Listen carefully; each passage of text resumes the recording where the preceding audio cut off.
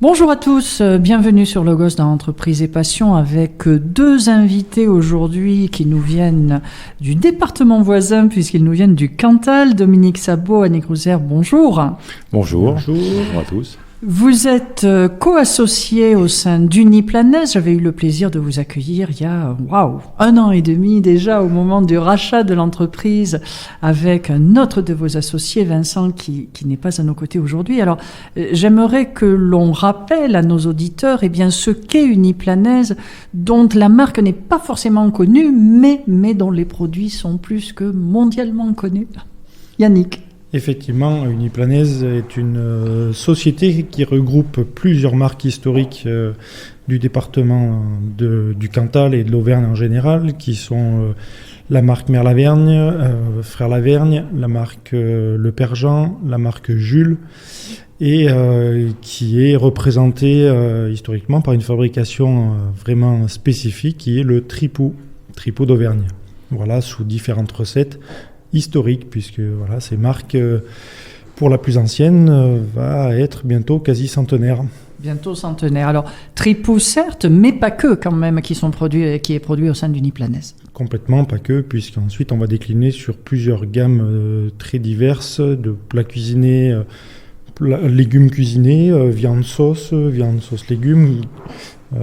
Donc ça va de la garniture jusqu'au plat complet, ensuite des gammes de terrines, des gammes tartinables, des veloutés également. Donc on est sur des gammes très élargies et des modes de conservation aussi différentes entre des produits frais, des produits conserves. Et toujours avec un lien au terroir qui est très fort, auquel vous avez toujours été très attaché au sein de cette marque. On est toujours très attaché au lien du terroir, puisque étant plus cantalien d'origine, forcément on est attaché au terroir qui nous entoure, aussi bien sur les fromages d'Auvergne, mais aussi d'autres produits, la lentille blonde de Saint-Flour, la lentille verte du Puy, et plein d'autres encore identifications, les vins d'Auvergne aussi, de bœuf d'Aubrac, j'en passe et meilleurs. Que des bonnes choses. Alors, Dominique, peut-être au-delà du panel de produits qui sont fabriqués au sein de l'entreprise, un marché qui est départemental, régional, national ? Alors le marché, divers marchés, mais le marché régional représente un peu plus de 40% de nos activités. Par contre, sur le marché national, on a quand même une représentativité de nos produits aussi terroirs, puisque au national, on fabrique des produits tels que l'aligot, le petit salé, les choux farcis, le tripou qu'on a dans deux enseignes sur le plan national. Donc, on est à la fois aussi sur des productions de produits un petit peu spécifiques et en demande des clients grande distribution, mais on a quand même un marquant assez fort de nos recettes et de nos produits régionaux. Et avec une double cible également, je crois, qu'en termes de consommateurs, puisqu'il y a le consommateur de proximité qui est fier et qui mange ces produits régionaux. Et puis il y a également le passage, le tourisme, qui eux apprécient beaucoup de repartir. Alors comment est-ce que ça se passe ? Quelle est la vision, quel est le retour que vous avez de ces consommateurs ? Ah, tout à fait. Mais les gens, que ce soit parisiens ou autres, qui viennent dans le Cantal et qui viennent en Auvergne en général, c'est effectivement le côté gastronomique et on a une forte vente de nos produits, je dirais de tradition ou même de terrine à la myrtille, de terrine de fromagère Saint-Nectaire, ces produits locaux effectivement qui remontent sur leur région et une très forte attractivité pendant la période de ski et pendant la période effectivement estivale de l'été, ouais, tout à fait.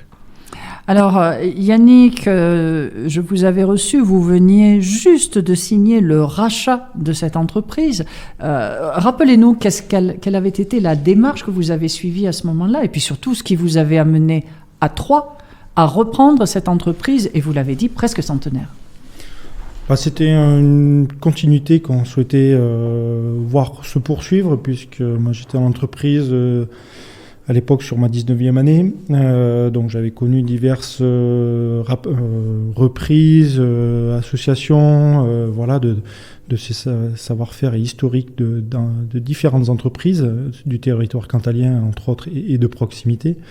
Et on souhaitait le faire perdurer. Nos anciens actionnaires voulant se retirer, puisqu'ils étaient avec nous depuis 2008, l'un parce qu'il était parti en retraite, voilà, et il la mérite bien, et puis un autre qui se retrouvait tout seul et qui a souhaité se recentrer, étant tout seul plutôt sur ses activités historiques, souhaitait passer le témoin. Effectivement, il souhaitait le passer idéalement à nous deux, à Dominique et à moi, qui étions à la direction à la fois du site et commerce depuis quelques années. Mais effectivement, entre être 4 dirigeants et passer au cap de chef d'entreprise, il y avait quand même un pas assez significatif à réaliser, puisque l'entreprise est quand même une 60aine de salariés aussi. Donc on a aussi la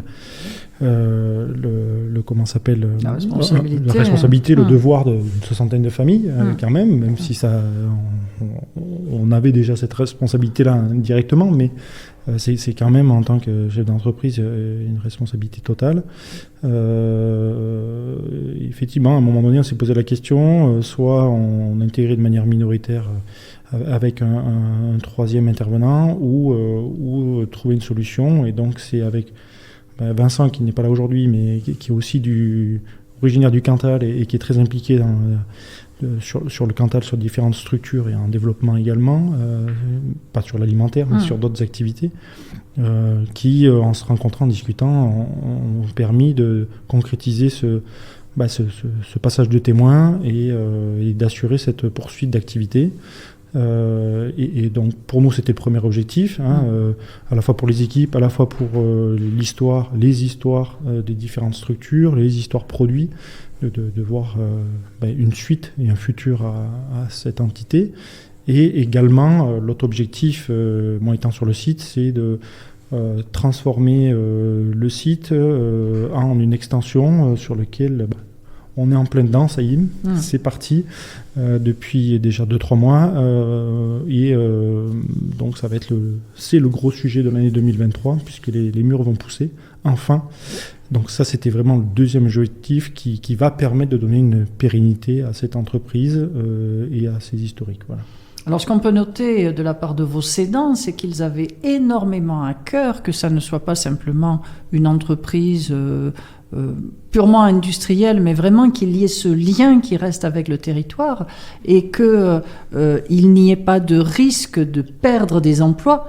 Et sur Saint-Flour, avec un bassin économique qui est ce que l'on connaît. Tout à fait. Le but, c'était la pérennité, pérenniser l'entreprise, la développer. Il était en réflexion pour pouvoir encore développer en termes de chiffres. On était très étriqués, très à l'étroit. D'améliorer ce site de production, tant sur effectivement des capacités futures, mais aussi sur l'évolution d'obligations du fait qu'on soit certifié, mais aussi sur une amélioration en termes d'énergie, en termes le défi environnemental. Donc effectivement, donc il souhaitait que soit maintenue l'activité, l'ADN, et que ça puisse se développer dans des bonnes conditions. Et cette réflexion de travaux, entre guillemets, et d'agrandissement et d'amélioration était en réflexion depuis au moins 3 ou 4 ans avant qu'on puisse nous reprendre le site. Donc gestation longue. Voilà, gestation longue. Ouais. Mais on va quand même accoucher en 2023. Alors, tout ce dossier justement de préparation sur lequel il y avait déjà une antériorité, vous venez de le dire, Dominique Sabot, il y avait une antériorité, mais ça avait du mal à se concrétiser parce que forcément des budgets plus que conséquents, et on va y revenir encore plus dessus avec la problématique de la pénurie qu'il peut y avoir aujourd'hui ou de l'envolée des prix. Mais l'autre de vos découverte positive, vais-je dire, c'est l'engouement qu'il y a eu autour de vous, autour de ce rachat, de la part de ce territoire. Alors, comment est-ce que ça s'est passé, ça, Yannick ? Effectivement, ça a été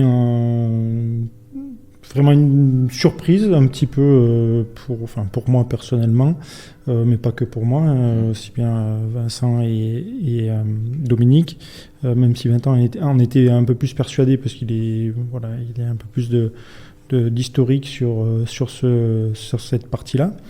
Et fort est de constater effectivement qu'on a eu un accueil extrêmement très favorable du moment où on a annoncé qu'on souhaitait reprendre et poursuivre l'activité et se rajouter une petite casquette supplémentaire Donc là, on a eu pas mal de ferveur, de voyants verts, comme on veut, en tout cas, et ce qui a fait vraiment chaud au cœur, et ce qui nous motive encore plus, enfin, ce qui nous a motivés, ce qui nous motive et qui continue à motiver, en tout cas, pour les mois et les années qui arrivent, en tout cas, à concrétiser justement ces deux projets déjà, et 2 axes qu'on a évoqués tout à l'heure.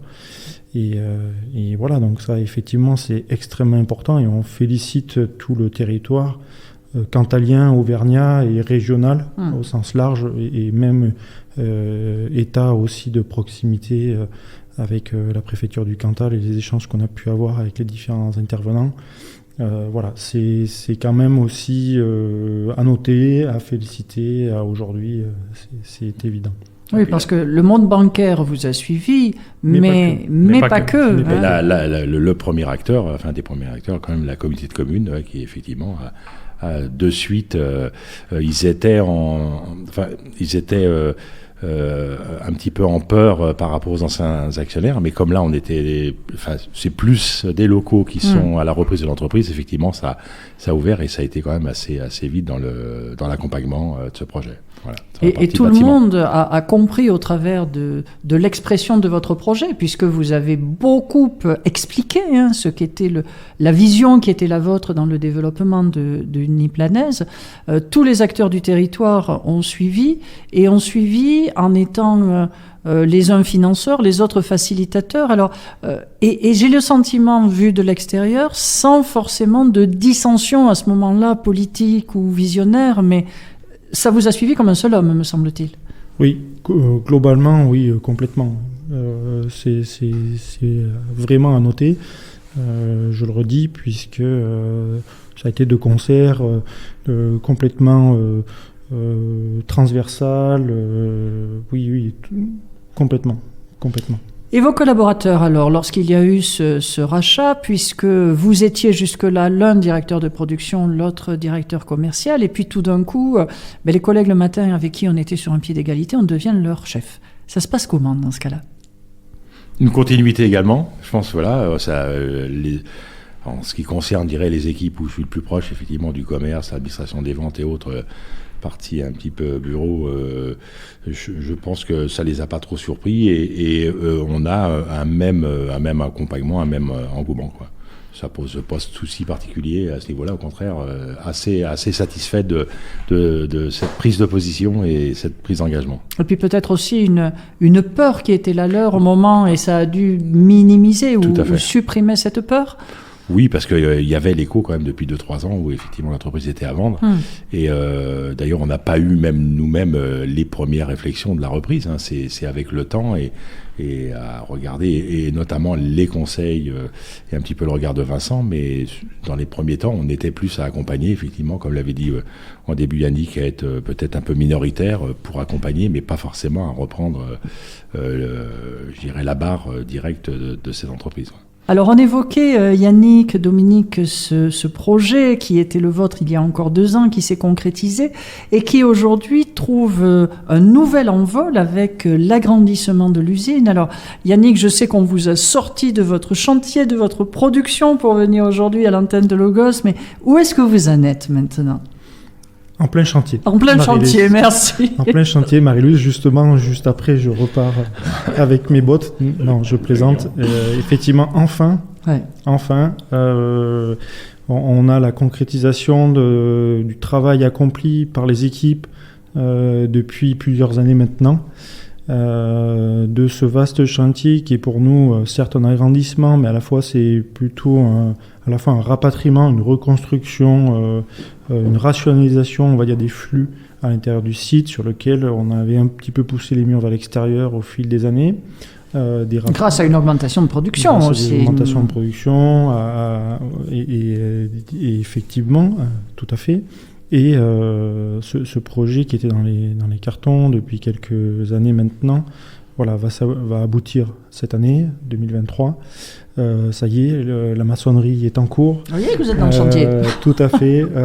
Donc voilà, on est en plein dedans, et il y a plusieurs objectifs, bien sûr, qui étaient qui était important, c'est de rationaliser les flux du site, retrouver des espaces sur certaines zones que l'on avait un petit peu perdues ou qui étaient temporaires. L'emballage, le stockage. Tout à fait, que ce soit du stockage matières premières, produits finis, entre autres, et puis des espaces de travail également, sur lesquels nous pouvions être à l'étroit, donc sur lesquels, bien entendu, indirectement, on pouvait causer des problématiques de pénibilité, de gestion de l'espace, entre autres. Donc, on est dans ces thèmes-là qui sont importants aujourd'hui, en tout cas à concrétiser. Également, puisqu'on est dans un niveau de certification internationale qui nous permet d'avancer et sur lequel on veut continuer à avancer, puisque derrière, effectivement, c'est un rôle facilitateur au niveau commercial avec les différentes typologies de clients que l'on peut avoir au niveau national, mais pas que, mais également, puisque c'est un sésame qui peut être aussi apprécié par certains distributeurs ou d'autres industriels en B2B qui ont des difficultés sur certains produits, qui nous confient, on va dire, ce genre de production. Et donc voilà, pour eux, c'est un gage de sécurité également.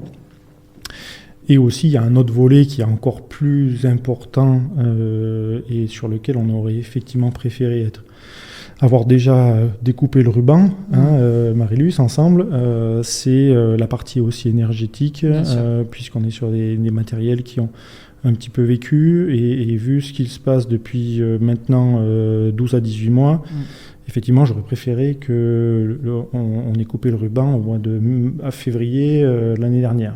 Mais bon, c'est comme cela, on ne va pas revenir sur le passé. Maintenant, il faut avancer. On s'est posé la question à un moment donné, qu'est-ce qu'on fait ? Maintenant, il y a deux choix, où on continue ou on arrête. On est parti sur le choix de continuer, parce qu'on a certainement un grain de folie à quelque part. Entreprendre, c'est peut-être aussi ça, un grain de folie. Bon, bref, d'inconscience. Ou d'inconscience, effectivement, comme dirait Dominique. Maintenant, il faut avancer. Forcément, ça a rajouté un petit peu de stress avec les évolutions qu'on a pu découvrir sur les matériaux. Bien sûr. Qui avait démarré déjà avant février 2022. L'Ukraine, il n'y a pas que l'Ukraine, ça avait déjà démarré un petit peu avant. Sortie Covid, avril, mai 2021.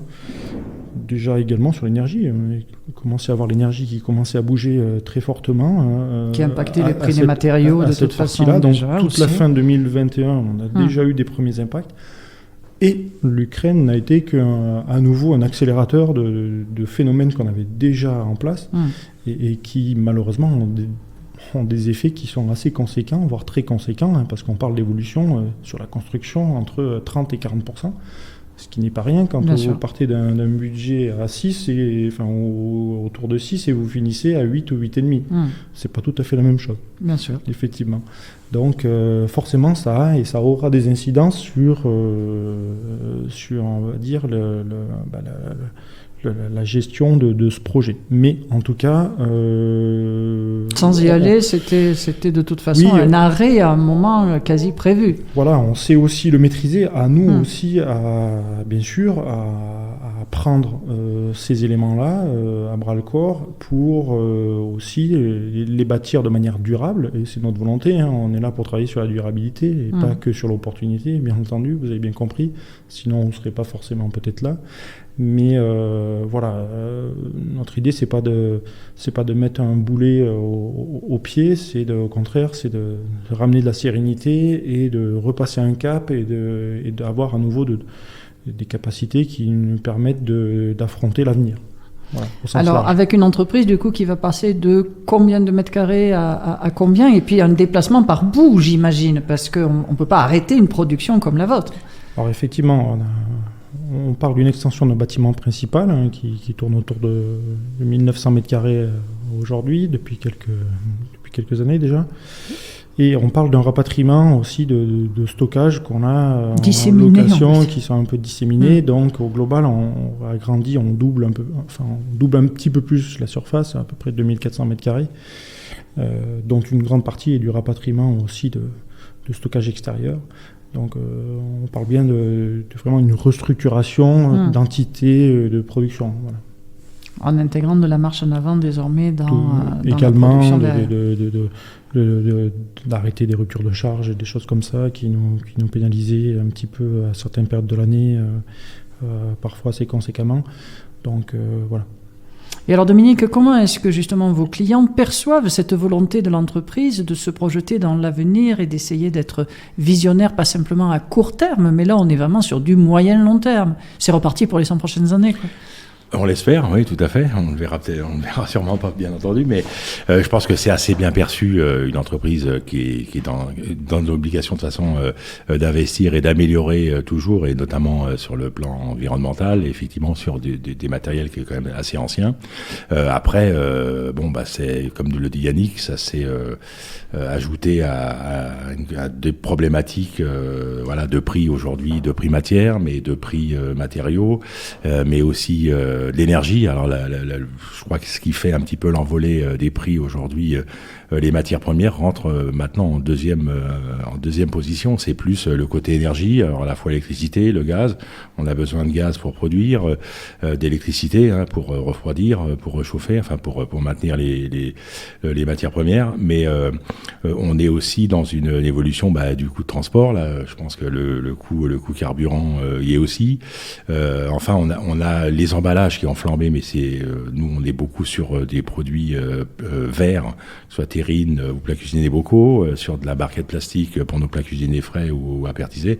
Enfin, la flambée qui ne sont pas que des matières, malheureusement, autour de ça, de l'énergie et des emballages, font que c'est problématique, mais on a réussi à passer une année 2022 avec un maintien d'activité et on espère que 2023, on arrivera quand même à développer un petit peu. Majoritairement, nos clients, de toute façon, le comprennent. Je pense que les médias le relaient assez. Mais on est dans une situation, effectivement, qui va être un petit peu problématique de cette inflation et de ces produits de l'agroalimentaire. Et où j'imagine il y a forcément une solidarité qui doit être mise en place. Et Yannick, ce sera sans doute pour vous le mot de la fin. Je suppose que vos collaborateurs ont perçu l'importance de cette reprise. C'est une évidence, c'est ce qu'ils avaient exprimé il y a 1 an et demi déjà. Et qu'aujourd'hui, ils ont aussi bien conscience de la nécessité de ce développement et de l'accompagnement qui doit être le leur. Oui, tout à fait. C'est un travail d'équipe. Comme une entreprise, c'est avant tout une équipe. C'est des hommes et des femmes qui œuvrent au quotidien pour assurer une satisfaction de client, puisque sans client, il n'y a pas d'équipe, il n'y a pas d'entreprise. Donc c'est aussi simple que ça. Donc bien entendu, ils en ont tout à fait conscience et dans nos métiers, la conscience est importante, puisqu'on a des métiers à risque, l'agroalimentaire, et est assez complexe en termes de contraintes. Et donc effectivement, la conscience, c'est ce que tous les jours on discute, on échange, et on forme aussi les nouveaux arrivants qui remplacent nos départs en retraite également, qui arrivent. Et donc on est vraiment en permanence sur ces passages de témoins et sur un gros travail d'équipe.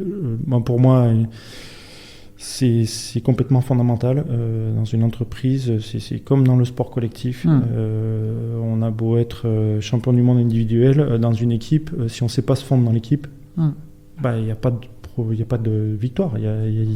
On peut potentiellement atteindre une victoire, mais finir le championnat est plus compliqué. C'est pas évident de pouvoir finir le championnat. Donc nous, on est vraiment... moi, j'en suis intimement convaincu. Ce n'est que le travail d'équipe qui permet de gagner des victoires, en tout cas plus de victoires que de défaites. Ça, c'est une évidence, et aussi qui ramène une satisfaction globale et collective, et ensuite individuelle également. Toujours plus de satisfaction à partager une victoire qu'à la vivre par soi-même, tout à fait. Oui. Alors j'espère que le prochain partage qu'on fera sur l'antenne de Logos FM, et ce sera ce ruban qu'on aura coupé, et je l'espère vivement. J'espère vous retrouver très vite dans l'entreprise et passion. Merci d'avoir été fidèle à l'émission une nouvelle fois, et à très bientôt sur l'antenne.